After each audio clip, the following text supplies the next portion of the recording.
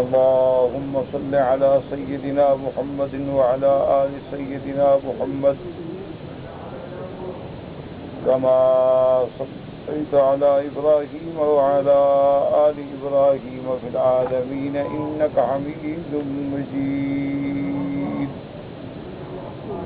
قال الله تبارك وتعالى في كلامه المجيد: أعوذ بالله من الشيطان الرجيم. بسم الله الرحمن الرحيم.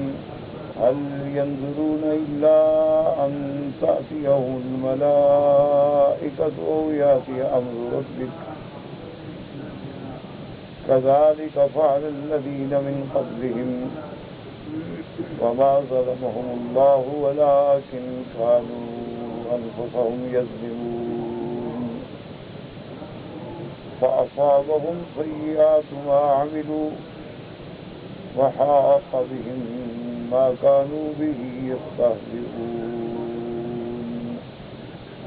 قال المؤلف والمفسر رحمه الله تعالى: يقول تعالى محددا للمشركين على تماديهم في الباطل واصرارهم بالدنيا: هل ينتظر هؤلاء إلا الملائكة أن تأتيهم لقبض أرواحهم. اب ان آیات مبارکہ میں اللہ تبارک و تعالی مشرکین کو تحدید فرماتے ہیں کہ جو اپنے باطل پہ جمے ہوئے ہیں اور دنیا کی لذات کے دھوکے میں کھو چکے ہیں، ان کے لیے تنبیہ ہے کہ هل ينتظرون الا، کہ کس بات کا انتظار کر رہے ہیں کہ آئیں ان کے پاس ملائکہ جب روح قبض کرنے کے لیے، یعنی یہ موت کا انتظار کر رہے ہیں، اور جب موت آئے گی اگر اس وقت ایمان لائیں گے تو وہ قابل اعتبار ہی نہیں. او یاتی امر ربک، کہتے رب کا حکم ہے یعنی قیامت قائم ہوگی، تو جب قیامت قائم ہوگی پھر بھی ایمان قبول نہیں ہوگا، پھر بھی توبہ قبول نہیں ہوگی، تو یہ کس چیز کا انتظار کر رہے ہیں؟ کس سوچ میں یہ پڑے ہوئے ہیں اور دنیا میں کھوئے ہوئے ہیں؟ اور اس کے بعد اللہ نے فرمایا: کذالک فعل الذین من قبلہم. اب مفسر فرماتے ہیں: او یاتی امر ربک ای یوم القیامت وما یعاینونہ من الاحوال. کیا یہ قیامت کا انتظار کر رہے ہیں کہ جس دن قیامت قائم ہوگی اور یہ اپنے آنکھوں سے دیکھیں گے تمام مشقت اور احوال اور شدائد، تو اس دن یہ ایمان لائیں گے؟ یہ قیامت کا انتظار یا موت کا انتظار کر رہے ہیں. کذالک فعل الذین من قبلہم. ان سے پہلے بھی جو کافر مشرک گزرے ہیں وہ بھی انہی کی طرح سرکش تھے، وہ بھی انہی کی طرح دنیا میں کھوئے رہے اور انہوں نے بھی ایمان کی فکر نہ کی. ایہا قضا تمادا فی شرکہم اسلافہم ونظراءہم واشباہہم. انہی کی طرح جو ان کے پہلے تھے، جو ان کے مثل تھے، وہ بھی یہی حال تھا ان کا. حتیٰ ذاقوا بأس اللہ، حتیٰ کہ اللہ کا عذاب آ گیا اور چکھا انہوں نے اللہ کا عذاب. وحلوا فیما ہم فیہ من العذاب والنکال، اور پھر وہ عذاب آخرت میں پکڑے گئے. تو اصل بات یہ ہے کہ اللہ تنبیہ کرتے ہیں کہ بیدار ہو جاؤ، جاگو. کس بات کا انتظار کرے؟ جب موت آئے گی اس دن توبہ کرو، جب موت آئے گی تو اس دن اعمال صالحہ کرو گے، پھر کیا فائدہ ہوگا؟ مرنے کے وقت تو بڑے سے بڑا جبار جو ہے اس کی بھی کھڑکی بن جاتی ہے، وہ بھی ٹھیک ہو جاتا ہے. یا جس دن قیامت آئے گی جب سورج مغرب سے طلوع ہوگا تو توبہ کے تو دروازے ہی بند ہو جائیں. وما ظلمهم اللہ ولكن كانوا انفسهم يظلمون. أي لأنه تعالى آذر إليهم وأقام حجته عليهم بإرسال رسله وإنزال كتبه. اللہ نے کسی پہ ظلم نہیں کیا، اللہ پاک نے جو ان کو موقع دیا، اللہ نے پیغمبر بھیجے، اللہ نے رسول بھیجے، اللہ نے اپنی کتابیں بھیجی، انہوں نے ان کو حق و باطل سمجھایا، تو اس لیے جو کچھ کیا ہے انہوں نے اپنے جانوں سے خود کیا ہے. وَلَٰكِنْ كَانُوا أَنفُسَهُمْ يَظْلِمُونَ أي بمخالفة الرسل والتكذيب بما جاءوا به. فلہذا اصابتہم عقوبۃ اللہ علی ذلک، انہوں نے جو انبیاء کی مخالفت کی، انہوں نے جو پیغمبروں کو جھٹلایا، تو اس کے بعد اللہ کا عذاب ان پہ آیا، کیونکہ صاف کہنا ہے جو اللہ کے پیغمبروں کو جھٹلائے گا، اللہ کے آیات کی تکذیب کرے گا، اللہ دنیا آخرت میں عذاب دیں گے۔ تو ان نے تو اپنے اوپر خود ظلم کیا، اللہ نے تو ظلم نہیں کیا، اللہ تو ظلم سے پاک ہے۔ وَحَاقَ بِهِم مَّا كَانُوا بِهِ يَسْتَهْزِئُونَ، حاق بہم یعنی احاط بہم من العذاب، پھر ان کو عذاب نے ہر طرف سے ڈھانپ لیا۔ کیوں کہ یہ انبیاء سے مذاق کرتے تھے، انبیاء کی باتوں کا ٹھٹھا اڑاتے تھے، انبیاء قرآن پڑھتے تھے تو یہ تالیاں مارتے تھے۔ اَن كَانُوا يَسْتَسْخِرُونَ مِنَ الرُّسُلِ إِذَا تَوَعَدُوهُمْ بِعِقَابِ اللَّهِ فَلِهَذَا يُقَالُ لَهُمْ يَوْمَ الْقِيَامَةِ، بلکہ جب انبیاء ان کو ڈراتے تھے کہ قیامت آئے گی، حساب ہوگا، جزا ہوگی، جہنم ہوگی، تو ہنستے تھے، مذاق کرنے کے، ارے کہاں ہے قیامت؟ کب قیامت ہوگی جناب؟ ہمارے باپ دادے کو سینکڑوں سال گزر گئے، وہ تو اٹھے نہیں دوبارہ، ہم کیسے اٹھیں گے؟ اس لیے اللہ قیامت میں حکم دیں گے ملائکہ کو، ان بدبختوں کو کہو هذه النار التي كنتم بها تكذبون، کہ یہ بدبختو یہ ہے جہنم جس کی تم تکذیب کر رہے، اب تو دیکھ لیا نا۔ وقال الذين اشركوا لو شاء الله ما عبدنا من دونه من شيء نحن ولا آباؤنا ولا حرمنا من دونه من شيء كذلك فعل الذين من قبلهم فهل على الرسل إلا البلاغ المبين وَلَقَدْ بَعَثْنَا فِي كُلِّ أُمَّةٍ رَسُولًا أَنِ اعْبُدُوا اللَّهَ وَاجْتَنِبُوا الطَّاغُوتَ فَمِنْهُمْ مَنْ هَدَى اللَّهُ وَمِنْهُمْ مَنْ حَقَّتْ عَلَيْهِ الضَّلَالَةُ فَسِيرُوا فِي الْأَرْضِ فَانظُرُوا كَيْفَ كَانَ عَاقِبَةُ الْمُكَذِّبِينَ إِن تَحْرِصْ عَلَى هُدَاهُمْ فَإِنَّ اللَّهَ لَا يَهْدِي مَن يُضِلُّ وَمَا لَهُم مِّن نَّاصِرِينَ۔ اب اللہ تبارک و تعالیٰ نے ان آیات میں مشرکین کی شبہات کا ذکر کیا ہے کہ کافر مشرک یہ کہتے ہیں کہ دیکھو بابا، اگر ہم جو شرک کر رہے ہیں یہ غلط ہے، بت پرستی غلط ہے، بتوں کی عبادت غلط ہے، یہ ہم نے جو حلال حرام بنایا وہ یہ غلط ہے، تو اللہ ہمیں زبردستی روک دیتے۔ تو جب اللہ نے ہمیں نہیں روکا ہے تو بولو ہوا ٹھیک ہے، ورنہ اللہ تبارک و تعالیٰ تو قادر ہے نا روکنے پہ۔ تو اگر ہم غلط کام پہ تھے تو اللہ ہمیں زبردستی پکڑ کے سیدھا کرتے، تو اللہ نے ہمیں آج تک نہیں منع کیا، تو بولو ہوا ہم ٹھیک ہے۔ تو اس لیے وہ ایک شبہ کرتے تھے کہ بھئی اگر اللہ تبارک و تعالیٰ چاہتے تو ہم شرک نہ کرتے اور ہم اللہ کی حلال کو حرام نہ ٹھہراتے، اسی طرح ہمارے باپ دادا بھی شرک نہ کرتے اور کوئی بھی مشرک نہ ہو۔ تو یہ شبہات کرتے ہیں۔ تو اصل بات یہ نہیں ہے، اصل بات یہ ہے کہ اللہ تبارک و تعالیٰ نہ زبردستی کسی کو مسلمان بناتے ہیں نہ کافر بناتے، کیونکہ جو دین اقراء اور جبر سے قبول کیا جائے اس کا تو اعتبار ہی نہیں ہے۔ اسی لیے تو حکم ہے کہ لا اکراہ فی الدین، کہ دین میں کوئی جبر نہیں کہ تلوار لے کے کھڑے ہو جاؤ اور کہو کلمہ پڑھو۔ اللہ نے ہمیں انسان بنایا ہے، اللہ تبارک و تعالیٰ نے ہمیں پیدا کیا، ہمیں انسان بنایا، ہمیں ہوا سے خمس دیے، ہمیں عقل دی، فہم دی، سمجھ دی، پھر اللہ نے ہمارے پاس پیغمبر بھیجے، کتابیں بھیجی، حلال حرام فرائض شرائط حقوق اللہ سب سمجھا دی۔ اب ہمارے پاس نوع من الاختیار ہے کہ ہم چاہیں تو سیدھا راستہ اختیار کریں اور چاہیں تو غلط راستہ۔ اگر سیدھا راستہ اختیار کریں گے تو جزا اور بدلہ ملے گا، اور اگر ہم غلط راستہ اختیار کریں گے تو سزا ملے گی۔ یہ اختیار ہم خود کرتے ہیں، اللہ جبر نہیں کرتے، بات کو سمجھو۔ یہ جو لوگوں نے بیوقوفی دماغ میں بنا رکھی ہے وہ جی تقدیر میں یوں لکھا تھا، یہ غلط بات۔ بہت سارے لوگوں کو یہ مغالطہ ہوتا ہے کہ جی میں چور ہوں، اللہ نے جی ایسے ہی لکھا تھا، میرا تو مقدر ہی یہی تھا، میں نے چور بننا ہی تھا۔ شرابی ہے وہ کہہ رہا جی تقدیر کا فیصلہ ہے جی، جب اللہ نے لکھا تھا جی میں کیا کر سکتا۔ یہ جھوٹ ہے، غلط ہے، اور اللہ کے قرآن کی غلط تعبیر۔ اللہ نے ہر بندے کو اختیار دیا۔ اب آپ مسجد کے باہر کھڑے ہیں، اذان ہوتی ہے، اللہ نے آپ کو اختیار دیا ہے کہ اللہ کے پکارنے والے کی پکار پہ مسجد میں آ جاؤ یا پھر تم اپنے گھر چلے جاؤ۔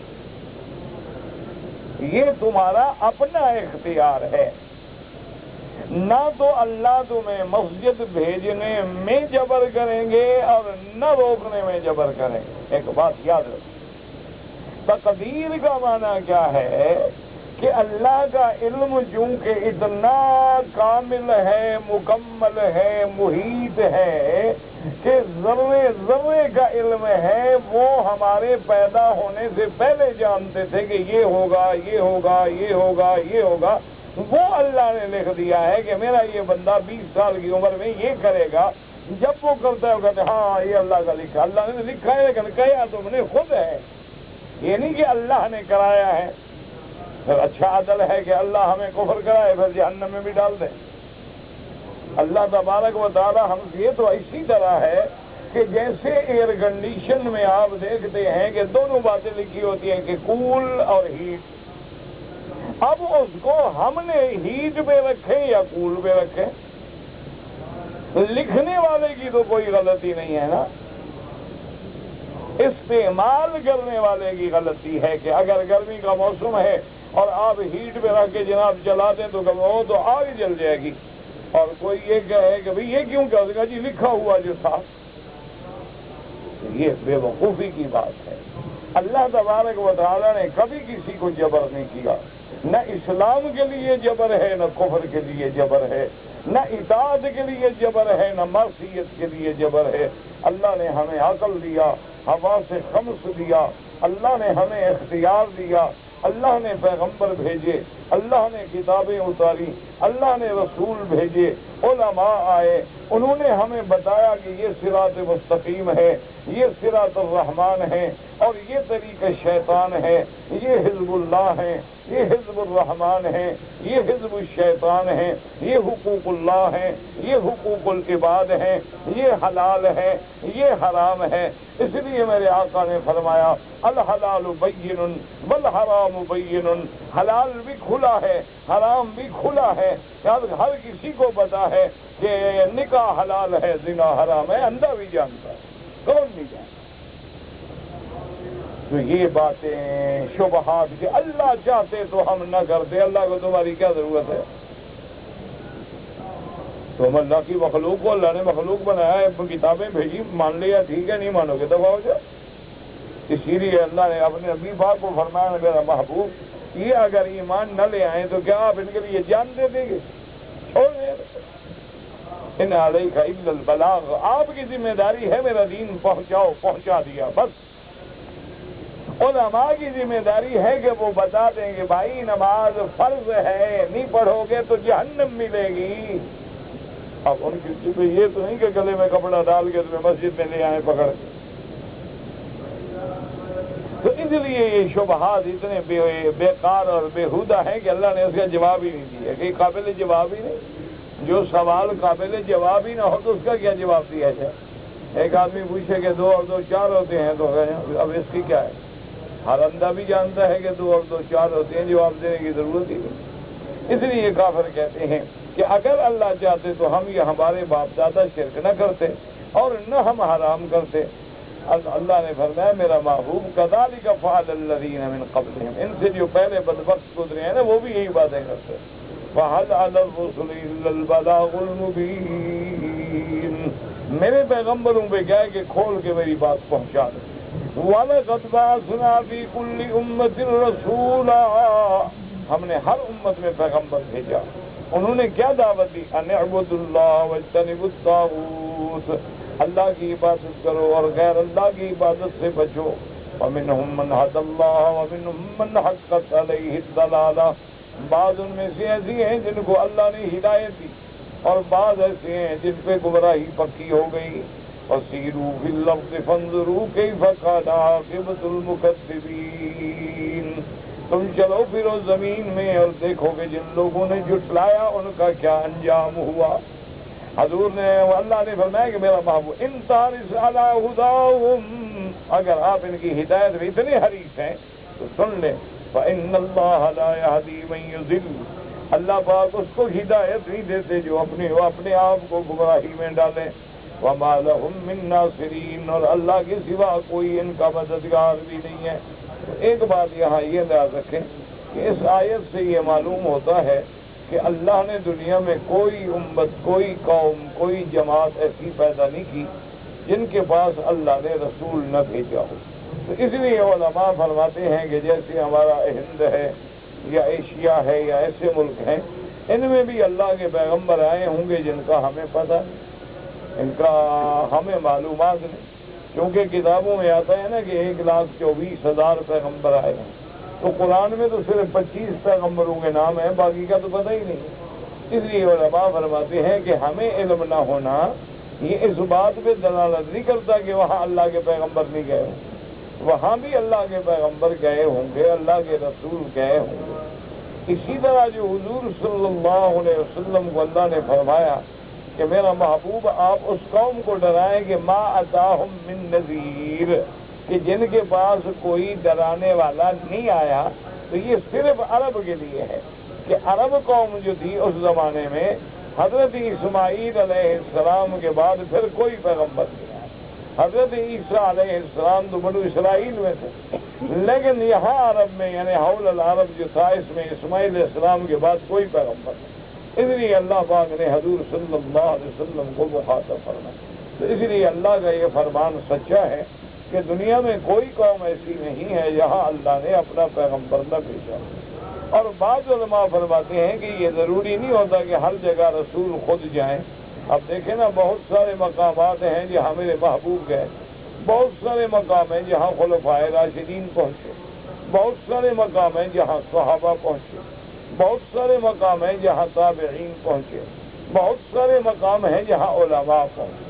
تو علماء بھی تو وہی دعوت لے کے گئے جو پیغمبروں کی دعوت۔ اس لیے کوئی یہ نہیں کہہ سکتا کہ ہمیں اللہ کا دین نہیں پہنچا اور ہمیں اللہ کی دعوت نہیں پہنچی۔ ابھی اگر آپ تھوڑا سا غور کریں کہ آج جیسے کمپیوٹر اور انٹرنیٹ اور ای میل اور یہ جدید مواصلات کے جو ذرائع ہیں، اسی لیے دنیا کہتی ہے نا کہ اب ایک گلوبل ولیج ہو گئی، یعنی ایک بستی بن گئی۔ جو 1 منٹ میں آپ ہزاروں میل دور بیٹھے بات یہاں السلام علیکم جی خیریت ہے، ٹھیک ہے فلاں، گویا آپ بیٹھے ہوئے۔ یعنی اگر آپ کا گھر یہاں سے 4,000 میل دور ہے اور اگر آپ سستے ٹائم میں ٹیلی فون کریں تو 3 ریال یا 3.5 ریال 1 منٹ کے لگیں گے، تو 1 منٹ اگر آپ روز کا کرتے رہیں تو 100 ریال مہینہ نہیں لگتا۔ تو روزانہ کا آپ کو پتا ہوگا گھر میں کیا ہے، ان کو پتا ہوگا آپ کو کیا، السلام علیکم خیریت ہے، میں ٹھیک ہوں، کیا حال ہے۔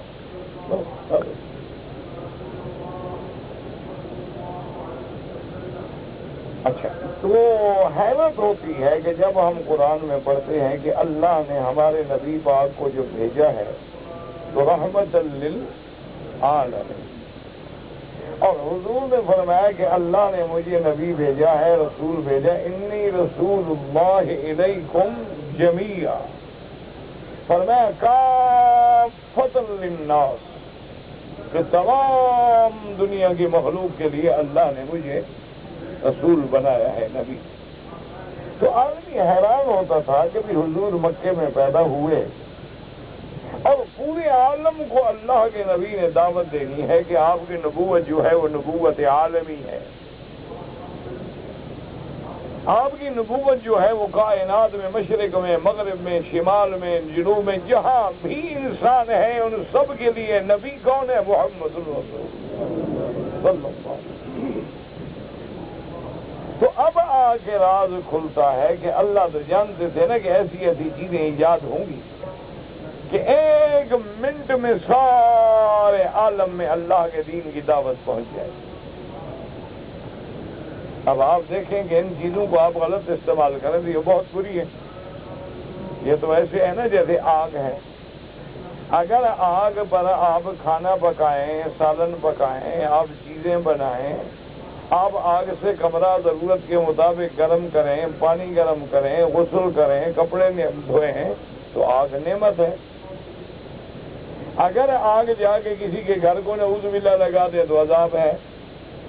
تو اسی طرح یہ جتنے جدید معلومات ہیں اگر آپ ان کو اچھے کام میں استعمال کرنا چاہیں تو یہ بہت بڑی نعمت. یعنی ابھی جدید علماء نے جن کو اللہ نے کمپیوٹر پہ علم دیا ہے انہوں نے تحقیق کی ہے کہ اللہ نے جو 24 گھنٹے بنائے ہیں نا جی 24 گھنٹے ہیں، ہر گھنٹے کا 60 منٹ ہے، 1 منٹ کے 60 سیکنڈ ہیں. تو انہوں نے پورے عالم کی ٹائمنگ کو سامنے رکھا ہے. مثلا ہمارا اور پاکستان کا 2 گھنٹے کا فرق ہے. ہمارا بعض ملکوں سے 5 گھنٹے کا فرق ہے. ہمارا بعض ملکوں سے 3 گھنٹے کا فرق ہے. ہمارا بعض ملکوں سے 12 گھنٹے کا بھی فرق ہے. تو انہوں نے یہ حساب لگایا ہے، وہ اس نتیجے پہ پہنچے ہیں کہ 24 گھنٹے کے ہر سیکنڈ میں 1 سیکنڈ بھی خالی نہیں ہے کہ آواز آ رہی ہے اللہ اکبر اللہ اکبر. یعنی 24 گھنٹے میں 1 سیکنڈ بھی خالی نہیں. اور وہ ندائے اللہ اکبر جو ہے وہ گونج رہی. اچھا اسی طریقے سے اب آپ جناب دیکھ لیں ماشاءاللہ کہ جو بڑی بڑی کتابیں 30 جلدوں میں جو کتابیں تھیں نا جی اتنی مائکرو فلم میں آ جاتی. آپ کو کسی لفظ کی یعنی دقت ہے، پریشانی ہے. ابھی ایک دوائی تھی، یہ میرا اپنا یعنی واقعہ ہے، آج سے 2-1.5 مہینے قبل کا. ایک دوائی تھی اور میں نے ڈاکٹر سے کہا، میں نے کہا مجھے یہ دوائی ایک بہت بڑے ڈاکٹر ہیں شکاگو میں انہوں نے دی تھی، تو یہ دیکھو کہ اس بیماری میں یہ کام آ سکتی ہے. تو اس نے جب پڑھا تو اس نے کہا کہ وکیل صاحب اس دوائی کا میں نے نام بھی نہیں سنا. سچی بات یہ ہے کہ یہ کیونکہ وہ بہت ایڈوانس ملک ہیں، وہاں تو نئی سے نئی چیزیں آ جاتی ہیں نا، تو ہم نے تو نام. لیکن آپ کہہ رہے ہیں 1 منٹ کے لیے آپ کے لیے کوئی مسئلہ نہیں، میں ابھی آپ کو بتا دوں. وہ فوراً آفس میں گیا، انٹرنیٹ پہ ہاتھ مارا اور سارا پرنٹ لے کے انہوں نے کہا یہ آپ کی دوائی ہے، یہ اس کے فوائد نہیں ہے، باقی کسی بیماری کے. 1 منٹ. اب اگر یہ وسائل ہمیں معلوم نہ ہوتے تو اس دوائی کے پوچھنے کے لیے میں اس ڈاکٹر کو فون کروں، پتہ نہیں اس کو یاد بھی ہے یا نہیں ہے، میں اس کو پتہ نہیں وہ اسپیلنگ بھی صحیح بتا سکوں گا یا نہیں بتا سکوں گا.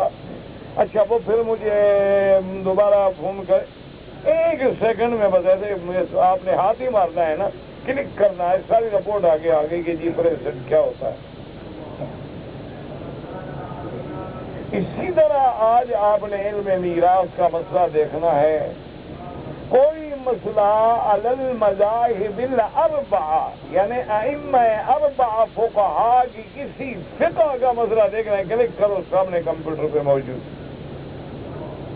آج آپ نے ایک حدیث مبارک ڈھونڈنی ہے، صرف آپ اتنا یاد کر لیں کہ راوی کون ہے اور اس کا پہلا لفظ کیا ہے. مثلا راوی ہے عمر بن الخطاب، پہلا لفظ ہے انما الاعمال بالنیات.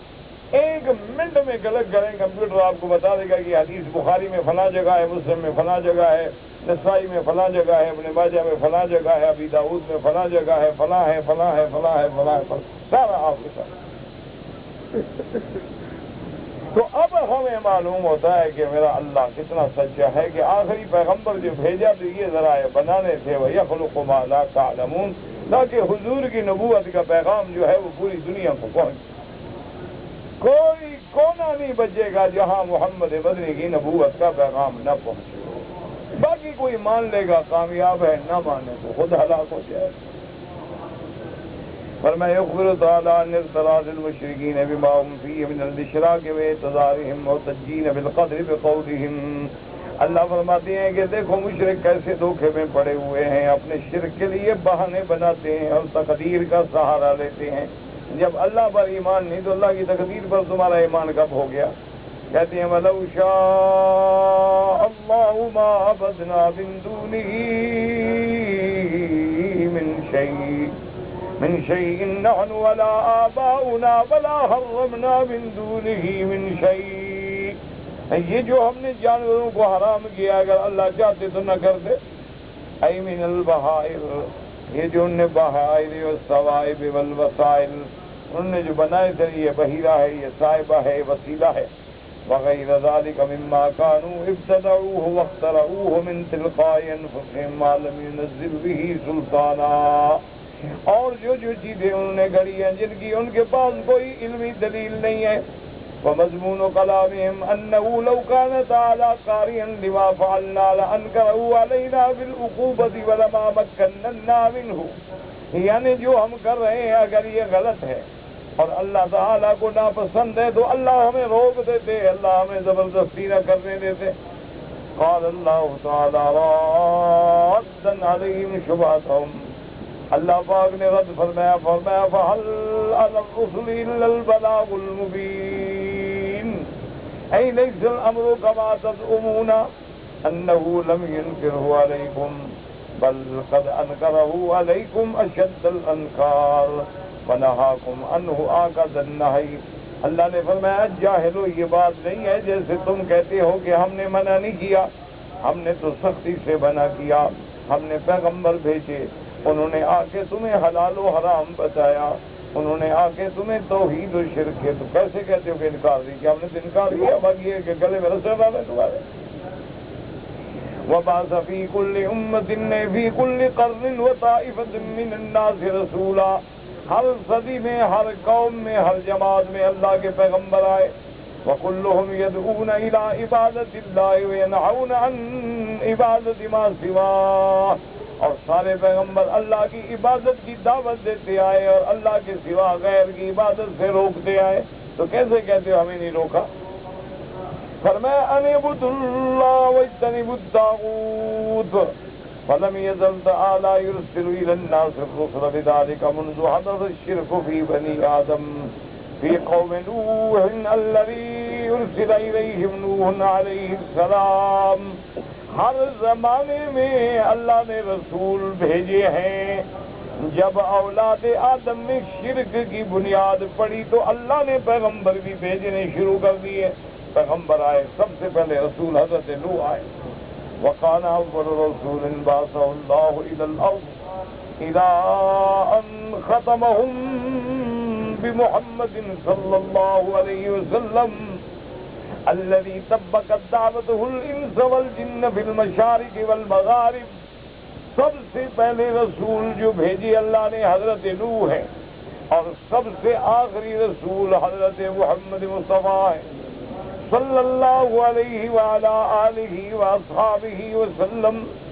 اور اللہ نے میرے مدنی کی دعوت کو انسانوں میں نہیں، فقط انسانوں میں، جنوں میں، مشرق میں، مغرب میں، ہر جگہ پہنچایا۔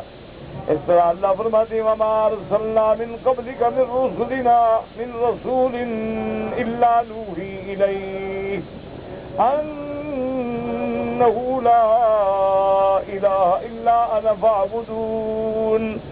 اللہ نے فرمایا کہ میرے مدنی محمد مصطفیٰ صلی اللہ علیہ وسلم نہیں بھیجی ہم نے آپ سے پہلے رسول، مگر سب نے یہ دعوت دی، سب کو اللہ نے یہ وحی بھیجی کہ لوگوں کو بتلاؤ انہ لا الہ الا انا فاعبدون، کوئی معبود برحق نہیں مگر اللہ۔ وقوله تعالی واسأل من ارسلنا من قبلك من رسلنا اجعلنا من دون الرحمن آلہۃ یعبدون. اللہ نے فرمایا میرے محبوب پوچھیں جو آپ سے پہلے پیغمبر گزرے ہیں کیا انہوں نے دعوت دی کہ اللہ کے سوا بھی کوئی معبود ہے؟ سب نے یہی دعوت دی، سب نے شرک میں انکار کیا، تو تم کیسے کہتے ہو کہ اللہ نے ہمیں روکا نہیں؟ وَكَيْفَ يَسُوغُ لِأَحَدٍ مِّنَ الْمُشْرِكِينَ بَعْدَ هَٰذَا أَن يَقُولَ لَوْ شَاءَ اللَّهُ مَا عَبَدْنَا مِن دُونِهِ مِن شَيْءٍ وَمَشِيَّتُهُ تَعَالَىٰ الشَّرْعِيَّةُ عَنْهُم مُنْتَفِيَةٌ لِأَنَّهُ نَهَاهُمْ عَنْ ذَلِكَ عَلَىٰ أَلْسِنَةِ رُسُلِهِ. اللہ پاک کی جو شریعت ہے ایک شریعت کونیہ ہے اور ایک شریعت شرعیہ ہے. ہاں شریعت کے مطابق تو اللہ نے پیغمبر بھیج دی، باقی شریعت کونیہ کے جیسے آسمان بنایا کوئی روک نہیں سکتا، زمین بنایا کوئی، ان کو بھی مسلمان کرتے تھے، لیکن یہ تو اس کا نظام ہے، پر دنیا عالم امتحان کیسے بنے گا. وَأَمَّا مَشِيَّةُ الْكَوْنِيَّةُ وَهِيَ تَمْكِينُهُم مِّن ذَلِكَ قَطْعًا فَلَا حُجَّةَ لَهُمْ فِيهَا لِأَنَّهُ تَعَالَىٰ خَلَقَ النَّارَ وَأَحْلَىٰ مِنَ الشَّيَاطِينِ وَالْكَفَرَةِ وَهُوَ لَا يَرْضَىٰ لِعِبَادِهِ الْكُفْرَ وَلَهُ فِي ذَلِكَ حُجَّةٌ بَالِغَةٌ وَحِكْمَةٌ قَاطِعَةٌ. باقی یہ جو کچھ تقدیر کے اندر ہے یہ بھی ان کے لیے کوئی دلیل نہیں. کیوں؟ اللہ کا نظام ہے. اللہ نے جہنم جو بنائی ہے تو جہنم میں جلنے والے بھی تو ہوں گے، اللہ نے جنت جو بنائی ہے تو جنت میں رہنے والے بھی تو ہوں گے، مومن بھی ہوں گے، کافر بھی ہوں گے، سچے بھی ہوں گے، جھوٹے بھی ہوں گے، اہل حق بھی ہوں گے، اہل باطل بھی ہوں گے. ثم انه تعالى قد اخبر انه انكر عليهم بالعقوبة في الدنيا بعد انذار الرسل، فلهذا قال فمنهم من هدى الله ومنهم من حقت عليه الضلالة فسيروا في الأرض فانظروا كيف كان عاقبة المكذبين. اس کے بعد اللہ خبر دیتی ہے کہ انه انکر علیہم بالعقوبۃ فی الدنیا بعد انذار الرسل، کہ جب پیغمبروں نے ڈرا دیا، ہاں جن کے مقدر میں ہدایتیں مل گئی، ایسالوا اما کان من امر من خالف الرسل، کافر ہے جنہوں نے انبیاء کے آنے کے بعد بھی نہیں مانا، اللہ نے ان کو دنیا میں بھی ہلاک کر دیا. جیسے فرمایا وَلَقَدْ كَذَّبَ الَّذِينَ مِن قَبْلِهِمْ فَكَيْفَ كَانَ نَكِيرِ. جن لوگوں نے اللہ کے پیغمبروں کی تکذیب کی، کیسا تھا میرا پکڑنا، کیسا ان پہ عذاب آیا. یہ ساری چیزیں تمہارے سامنے موجود ہیں. ثم أخبر الله تعالى رسوله صلى الله عليه وسلم أن حرصه على هدايتهم لا ينفعهم إذا كان الله قد أراد إذلالهم. اللہ پاک نے فرمایا میرا مدنی آپ کا حرص کہ یہ سارے مسلمان ہو جائیں فائدہ نہیں پہنچائے گا، کیونکہ جو اللہ نے فیصلہ کیا ہے وہی ہوگا. اور اللہ پاک نے جیسے فرمایا من يرد الله فتنته فلن تملك له من الله شيئا. اللہ جس کو آزمائش میں امتحان میں ڈالتے ہیں ان کو کون چھڑا سکتا ہے. وقال نوح لقومه ولا ينفعكم نصحي إن أردت أن أنصح لكم إن كان الله يريد أن يغويكم. جیسے کہ نوح علیہ السلام نے اپنی قوم سے کہا تھا کہ اے میری قوم میری نصیحت تمہیں کوئی فائدہ نہیں پہنچائے گی، کیوں جب اللہ تمہیں گمراہ کرے میں کیسے میری نصیحت کیا ہو. وقال في هذه الآية الكريمة إن تعرف على هداهم فإن الله لا يهدي من يضل كما قال تعالى من يضلل الله فلا هادي له ويذرهم في طغيانهم يعمهون. وقال تعالى إن الذين حقت عليهم كلمة ربك لا يؤمنون ولو جاءتهم كل آية حتى يروا العذاب الأليم. وقوله فإن الله أي شأنه وأمره إنه ما شاء كان وما لم يشاء لم يكن. یہ میرے اللہ کی شان ہے، وہ جو چاہے وہ ہوگا، جو چاہے وہ نہیں ہوگا. ولہذا قال لا يهدي من يضل. جن کے مقدر میں اللہ نے گمراہی لکھی آپ ان کو ہدایت نہیں دے سکتے. فمن ذا الذي يهديه من بعد الله. اللہ کے سوا پھر ان کو کون ہدایت دے. لا احد وما لهم من ناصرین. ينقذونهم من عذابه ووثاقه، ان کا کوئی مددگار بھی نہیں ہوگا جو ان کو اللہ کے عذاب سے بچا سکے، چھڑا سکے۔ الا له الخلق والامر تبارک اللہ رب العالمین، مخلوق بھی اسی کی ہے اور حکم بھی اسی کا ہے۔ اللہ کی ذات بہت بلند ہے، وہی تمام عالم کا رب ہے۔ یہ اللہ کی حکمتیں ہیں، اللہ نے اپنی حجت پوری کر دی ہے۔ اللہ نے ہمیں انسان بنایا، اللہ نے ہمیں عقل دیا، اللہ نے ہمیں فہم دیا، اللہ نے ہمیں قوت دی، اللہ نے ہمیں اختیار دیا، پھر راستہ دکھانے کے لیے پیغمبر آئے، کتابیں آئیں۔ اب راستے کے بعد جب ہم نے گمراہی اختیار کی، اللہ فرماتا ہے جلنے دو، مرنے دو ان کو گمراہی۔ اس لیے اللہ وَنَذَرَهُمْ فِي طُغْيَانِهِمْ يَعْمَهُونَ، چھوڑو ان کی سرکشی میں، یہ اوندے ہو کے پڑے ہیں تو پڑے رہیں، اللہ کو کیا رستا۔ اگر ساری دنیا ایمان لے آئے تو اللہ کو فائدہ کوئی نہیں، اور ساری دنیا کافر ہو جائے تو اللہ کا نقصان کوئی نہیں۔ اگر تم اعمال صالحہ کرو گے تمہارا فائدہ ہے، اگر تم برے اعمال کرو گے تو وبال بھی تم پر ہے، اللہ کو تو کوئی نقصان۔ اللہ سے دعا کریں اللہ ہمیں اعمال صالحہ کی توفیق دے اور برے اعمال سے بچائے۔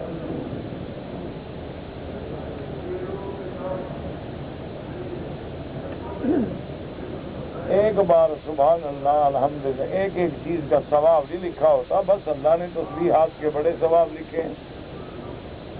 بعض روایات میں ہے کہ جنت جو ہے ایک چٹیل میدان ہے، تو جب آدمی تسبیح کہتا ہے تو اللہ اس کے لیے جنت میں ایک درخت لگا دیتے ہیں۔ اب آپ جتنی تسبیحات پڑھتے جائیں گے اتنے جنت کے باغ بڑھتے جائیں گے۔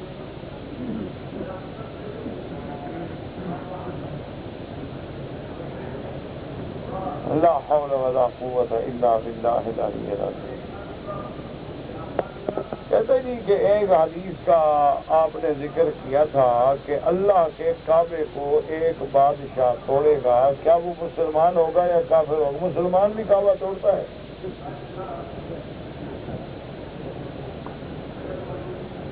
اسی لیے میں نے آپ کو کل بتایا تھا نا کہ بعض لوگ خاموش رہے ہیں تو زیادہ بہتر۔ میں نے کل آپ سے بتایا تھا نا کہ امام ابو یوسف رحمۃ اللہ علیہ کے ایک شاگرد تھے تو پوچھتے ہیں، تو انہوں نے ایک دن شاگرد سے کہا کہ بھائی سارے شاگرد سوال کرتے ہیں، یار تم بھی کچھ پوچھا کرو۔ تو ایک دن حضرت امام صاحب مسئلہ بیان کر رہے تھے کہ ابھی جب تک سورج غروب نہیں ہوگا افطار نہیں ہوگا، سورج غروب ہو تو افطار کر دو۔ وہ جو میں نے کہا جی اگر بالکل غروب ہو ہی نہ تو پھر کیا کریں؟ انہوں نے کہا پھر تمہارا خاموش رہنا بہتر۔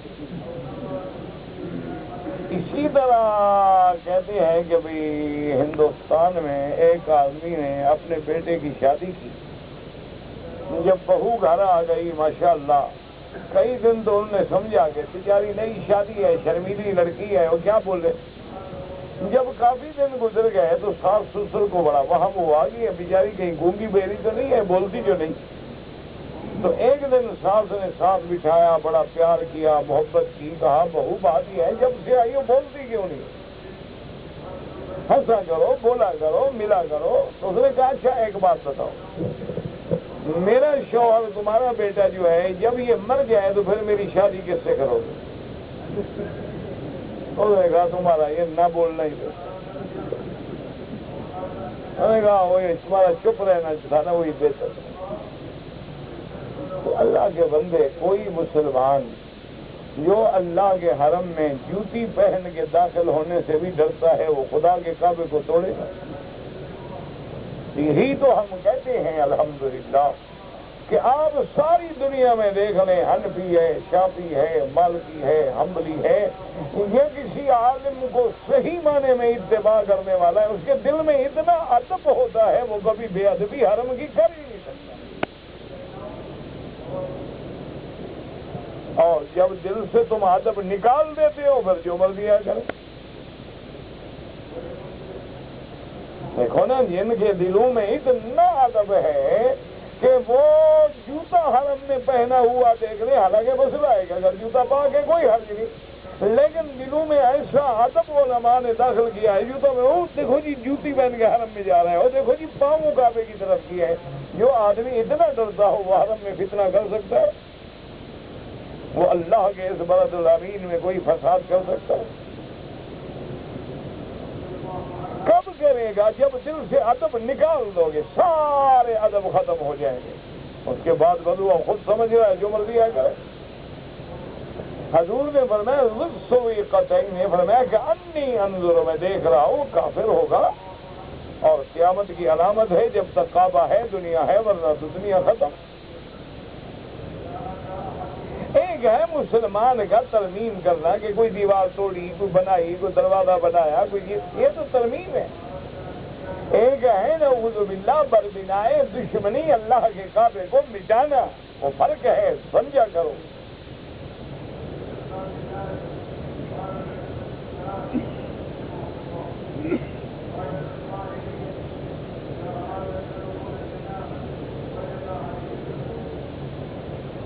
کہتے ہیں جی کہ جب اللہ نے فرشتوں سے کہا کہ میں آدم کو اپنا خلیفہ بنا کے بھیجوں گا تو فرشتوں نے کہا کہ یہ فساد کریں گے. تو ان فرشتوں کو کہاں سے پتا چلا تمہارا چٹ دیکھ کر؟ تم بھی تو فساد کر رہے ہو. مجھے کیسے پتا چلا؟ اللہ کے بندے پہلے زمین میں جنات آباد تھے. اللہ نے جنات کو زمین میں بھیجا تو جنات نے فساد کیا قتل کیا خون ریزیاں کی. اللہ نے فرشتوں کو بھیجا ان کو مار مار کے زمین سے نکال کے جزیروں میں بند کر دیا. تم نے کہا اللہ نے پھر دوسری مخلوق بھیجا یہ بھی وہی کرے گی. پہلے تو ایک مخلوق دنیا میں جا چکی ہے نا انہوں نے بھی تو یہی کیا یہ بھی وہی کرے. اس لیے پتہ چلا فرشتے عالم الغیب نہیں ہوتے.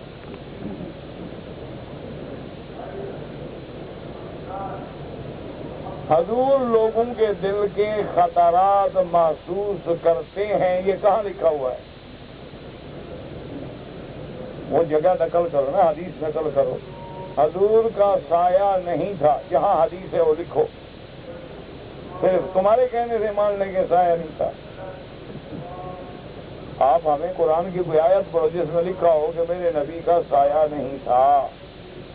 یا حدیث محمد مصطفیٰ حضور نے فرمایا ہو کہ میرا سایہ نہیں تھا. لکھو وضاحت کرو بتاؤ.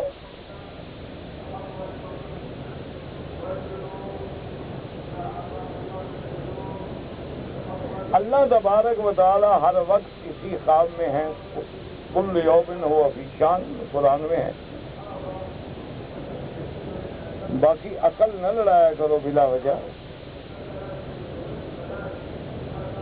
میرے والد فوت ہو گئے ہیں تو میں اپنے والد کے لیے آپ عمرہ کریں حج کریں طواف کریں نفل پڑھیں ان کے لیے خیرات کریں صدقات کریں مسجد بنائیں مدرسے بنائیں سب ثواب ملے گا. والدین کے بعد ان کو فائدہ پہنچاؤ. اچھی اولاد وہی ہوتی ہے جو والدین کے بعد ان کے لیے دعائیں مغفرت کرے ان کے لیے حج کرے عمرہ کرے طواف کرے عبادات کرے خیرات کرے صدقات کرے. موسیٰ علیہ السلام کس طرح نماز پڑھتے تھے میں ان کے ساتھ تھا.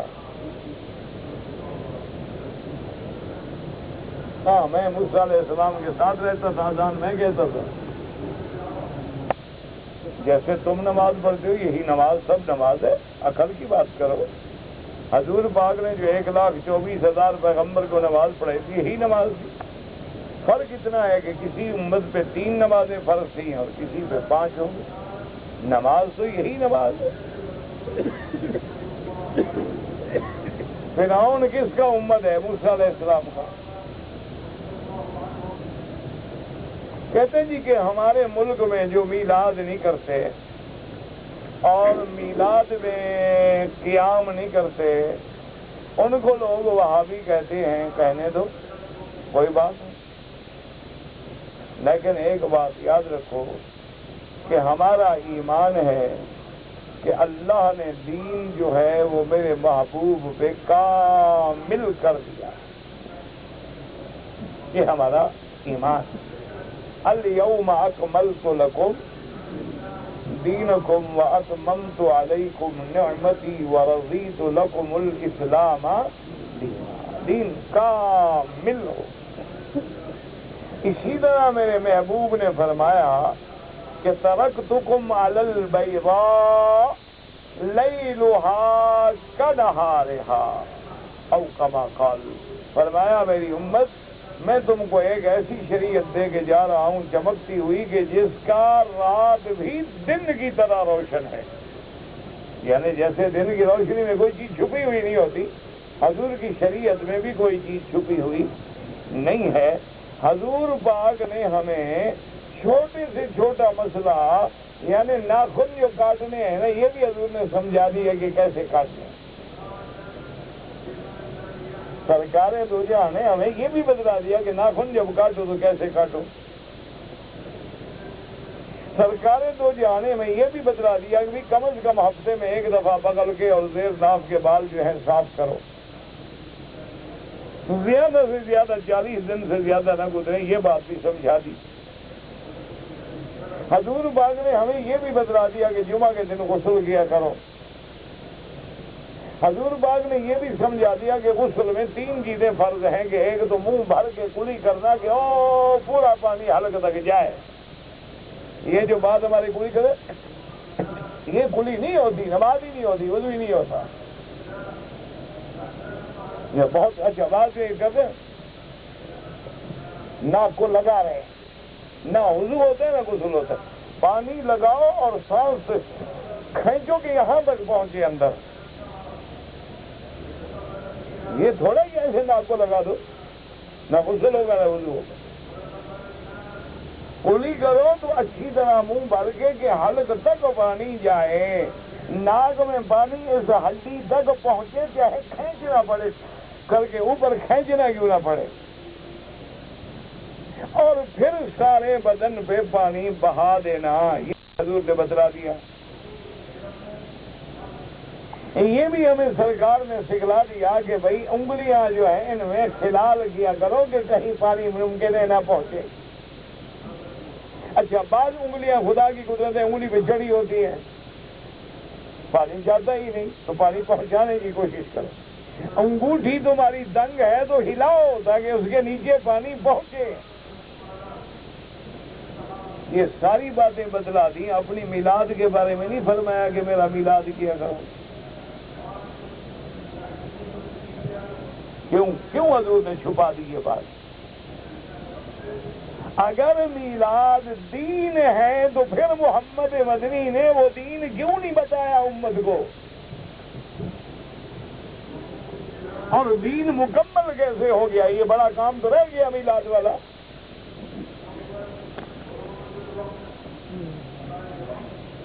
اور اگر یہ دین ہے تو پھر صحابہ نے ابو بکر، عمر، عثمان و علی، فاطمہ، حسن، حسین رضوان اللہ علیہم اجمعین کس نے میلاد بنایا؟ کس نے قیام کیا؟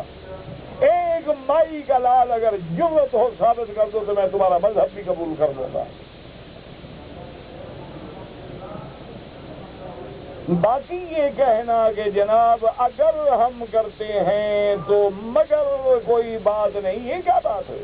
اگر عشاء کی نماز پر 6 رکعت پڑھو تو مگر جہنم جاؤ گے،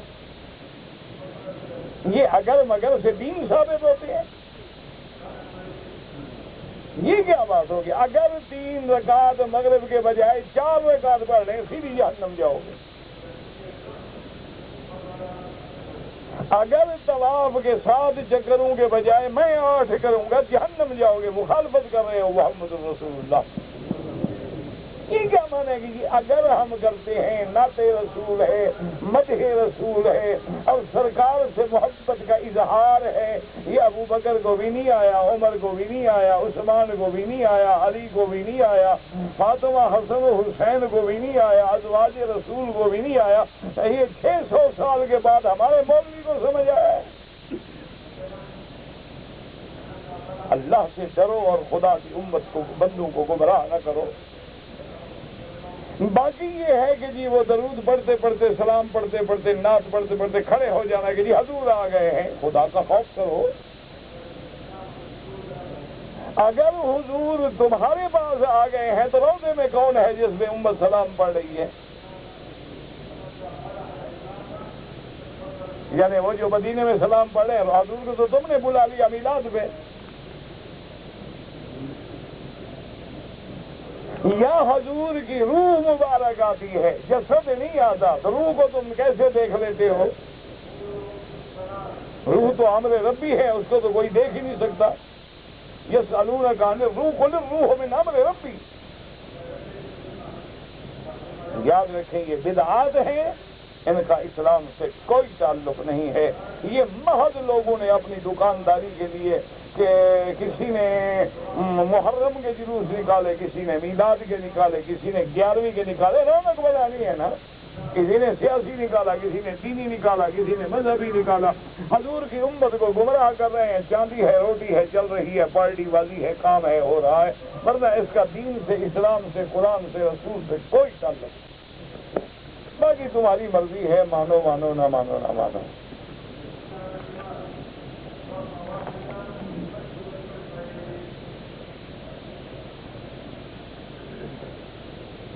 کہتے جی کہ بعض لوگ جو ہیں حرم سے 200 قدم دور پہ کھڑے ہو کے نماز پڑھتے ہیں۔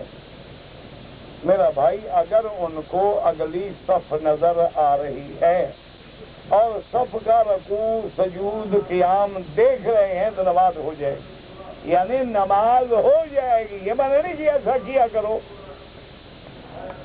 ایک ہے نماز کا ہو جانا، لیکن فضیلت سے محروم ہو گئے، جماعت کے ساتھ مل کے آنے سے، کعبے کے قریب ہونے سے محروم ہو گئے۔ بعض لوگ کہتے ہیں کہ حضور نے اپنے والدین کو کلمہ پڑھایا، حضور کی نبوت سے پہلے فوت ہو گئے، بات ہی ختم ہو گئے۔ کوئی عقل کرو، کچھ سمجھا کرو، ابھی تو حضور پیدا نہیں ہوئے تو والد فوت ہو گئے۔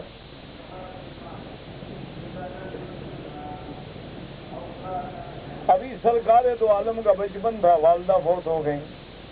اہل سنت والجماعت کو وہابی کیوں کہتے ہیں؟ جو کہتے ہیں ان سے پوچھو کہ میں ٹھیکیدار ہوں ہر بات کا۔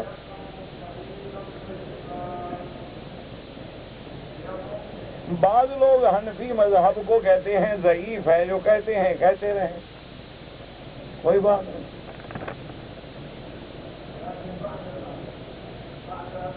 کہتے ہیں جب کوئی مسلمان مر جاتا ہے تو اللہ اس کو قبر میں بھی نعمتیں، ہاں بالکل قبر میں نعمتیں دیتے ہیں، راحت پہنچتی ہے، جنت کی طرف کھڑکی کھل جاتی ہے، اللہ اس کے لیے قبر کو جنت کا باغ بنا دیتے ہیں۔ حضور نے فرمایا روضۃ من ریاض الجنہ، یا قبر جنت کا باغ بن جاتی ہے، یا حفرۃ من حفر النیران، یا جہنم کا گڑھا بن جاتی ہے۔ دعا کرو اللہ ہمیں عذاب سے بچائے۔ ہمارے ہندوستان میں شکر کدو نہیں کھاتے، نہ کھائیں، دفع ہوں۔ میں خرید کے کھلانے جاؤں ان کو؟ نہیں کھاتے، دفع ہوں۔ اللہ نے خود کو غائب رکھا ہے، تم دیکھنے کی طاقت رکھتے ہو۔ موسیٰ علیہ السلام نہیں دیکھ سکے، تم بڑے آ گئے ہو دیکھنے والے۔ موسیٰ علیہ السلام نے کہا رب ارنی انظر الیک، قال لن ترانی، ہرگز نہیں دیکھ سکتے، ولکن انظر الی الجبل۔ جب اللہ نے جبل پہ تجلی ڈالی، خر موسیٰ صاعقہ، موسیٰ بے ہوش ہو گئے، اور تم خدا کو دیکھنا چاہتے ہو۔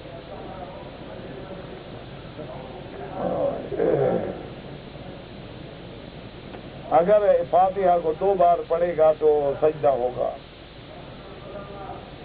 اگر سجدہ واجب ہوا نہیں کیا تو دوبارہ نماز پڑھے۔ قرآن کا پڑھنا اور ٹیپ سے سننا دونوں کا ثواب برابر نہیں ہے۔ قرآن پڑھنے کا زیادہ ثواب ہے، ٹیپ سننے کا کیا ثواب؟ وہ تو نہ سننے سے بہتر ہے۔ نماز میں ثنا بھول گیا، نماز ہو جائے گی۔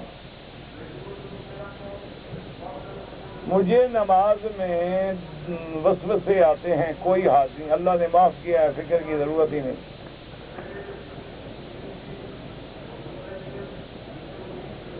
ایک مسجد میں ایک وقت میں 2 جماعتیں نہیں ہو سکتی، یہ حنفیہ کا مسلک ہے۔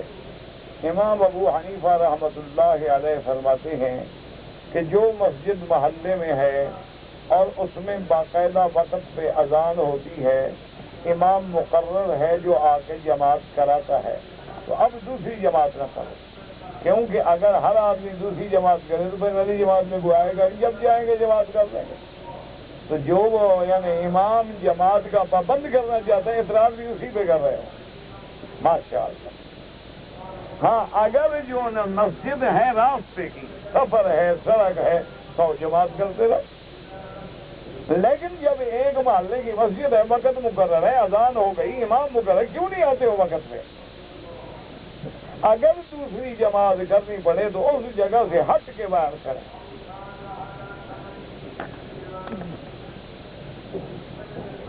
اگر ایک آدمی نے عمرے کا طواف کیا لیکن پہلے 3 چکروں میں کندھا نکالنا بھول گیا، کوئی جرمانہ نہیں۔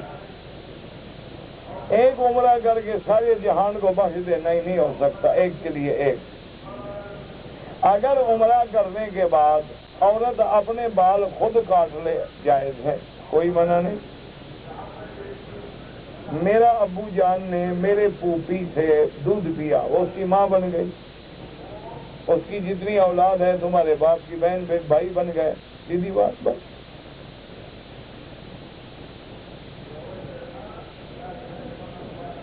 جو لوگ باہر کھڑے ہوتے ہیں ان کو اتنا ثواب نہیں ملتا جو کعبے کے قریب ہیں۔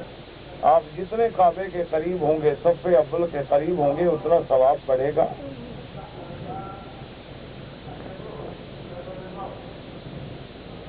اگر آدمی اللہ کے حرم میں نہ آ سکے تو پھر اپنے محلے کی مسجد میں نماز سے پڑھے، انشاءاللہ 25 درجے ثواب ملتا ہے۔ یعنی اکیلا پڑھے تو 1 لاکھ، محلے کی مسجد میں پڑھا تو 25 لاکھ ثواب بڑھ گیا۔ نماز میں سورت فاتحہ پڑھنے کے بعد اس کے بعد سورت ملائے، کوئی توقف کی ضرورت نہیں۔ طواف کرنے کے بعد جو 2 رکعت ہیں ان کا پڑھنا واجب ہے، واجب الطواف ہے، اور ملتزم پہ دعا مانگنا، موقع ملے مانگ لو، نہ ملے کوئی بات نہیں۔ اگر عمرہ کرتے ہوئے طواف کی حالت میں ناک سے خون بہہ جائے تو حنفی مسلک میں فوراً طواف روک دے، باہر نکل جائے، اس کو بند کرے، دوبارہ وضو کرے، پھر طواف مکمل کرے۔ میری بیوی بیمار ہے، اس کو ٹی بی ہے۔ آج کل تو ٹی بی کوئی مسئلہ نہیں ہے، آج کل تو ٹی بی قابل علاج بیماری ہے۔ آپ فوراً کسی ہسپتال میں، مستشفیٰ درد میں، یعنی جو ہسپتال ہوتے ہیں نا ٹی بی کے بطور خاص، ان میں جا کے علاج کریں، انشاءاللہ 9 مہینے کا کورس ہے، ٹھیک ہو جائے گی۔ اگر آدمی نے 4 رکعت فرض پڑھے ہیں تو پہلی 2 رکعت میں فاتحہ اور سورت ملائے گا، آخری 2 رکعتوں میں صرف فاتحہ پڑھے گا اگر اکیلا ہے۔ امام کے پیچھے ہے تو کچھ پڑھنا ہی نہیں۔ یا مسبب الاسباب، یہ اللہ کا نام ہے، بالکل پڑھا کریں، کوئی بات نہیں۔ یہ دعاؤں میں آتا ہے، یا مسبب الاسباب، یا مفتح الابواب، یا دلیل المتحیرین، یا مفرح المحزونین، یا غیاث المستغیثین، علیک توکلنا و الیک انبنا، یہ بہت سارے الفاظ ہیں۔ میں اپنی بیٹی کی شادی کر رہا ہوں تو میں چاہتا ہوں کہ مہمانوں کو کھانا دوں، بالکل دیں، لیکن شرعاً حکم نہیں کہ دیا جائے، بلکہ بیٹی والوں کو کھانا نہ دینا افضل ہے۔ زکوٰۃ کے پیسوں سے پانی کا کنواں لگوا سکتے ہیں، نہیں لگوا سکتے۔ آپ اس علاقے کے غریبوں کو دے دیں، وہ پھر کنواں لگوائیں، جو کچھ کریں ان کی مرضی۔ ربنا تقبل منا انک انت السمیع العلیم وتب علینا انک انت التواب الرحیم، وصلی اللہ تعالی علی خیر خلقہ سیدنا محمد وعلی آلہ واصحابہ اجمعین۔